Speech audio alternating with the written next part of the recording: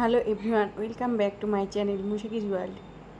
অনেক দিন সবজি বাগান যাওয়া হয়নি, তো মা আর আব্বু যাচ্ছিল সবজি বাগানে, তো আমিও রেডি হয়ে মা আর আব্বুর সঙ্গে বেরিয়ে গেলাম। বেশ কয়েক মাসই যাওয়া হয়নি। তো এই যে এখানে মা আর আব্বু আছে, তো আমি বাইকে যাব না বলে আব্বু আবার টোটো আনতে গেল। তো এই যে আমি আর মা টোটোতে উঠে গেছি। আর পৌঁছে গেছি সবজি বাগানে। আসলে আমাদের বাড়ি থেকে বেশি দূর না, অল্প একটু হেঁটেও যাওয়া যায়। তো যেহেতু গরমে হাঁটতে আর ভালো লাগছিল না, তার জন্য টোটোতে করে গেলাম।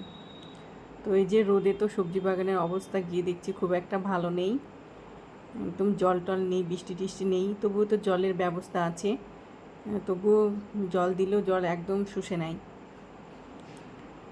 তো এই যে এখানে ঢ্যাঁড়স লাগিয়েছে, ঢ্যাঁড়স ধরেছে, বাট একদম মাটি ফেটে গেছে, এমন রোদ পড়ছে।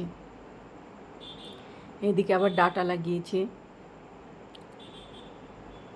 এখানে পুঁই শাক বেশ কয়েকবার নিয়ে এসে খাওয়া হয়েছে। পুঁই শাকগুলো খুব ভালো। আর এখানে পটলের গাছ, আর এই যে কলা গাছ আছে কয়েকটা এখানে। আর বেগুন গাছগুলোর অবস্থা তো খুব খারাপ, লঙ্কা গাছের পাতাগুলো পুরো মুড়িয়ে গেছে।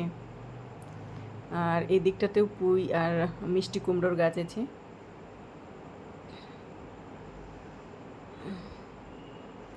যে মাটি পুরো শুকনো, এত জল দেওয়া হয় তবুও কিচ্ছুই হচ্ছে না।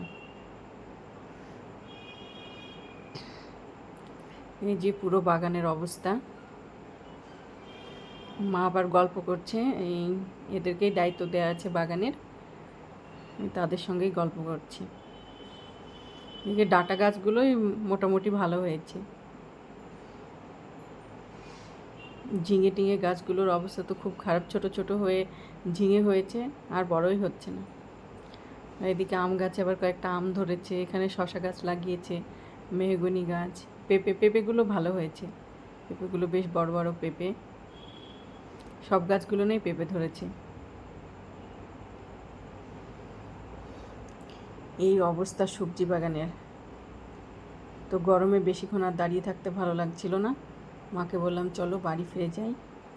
আর পেছনে ওই যে লাউ গাছ এই ছোট ছোট লাউ কেবল ধরেছে। আর ওইখানে দেখছো ওইখানে জলের ব্যবস্থা আছে।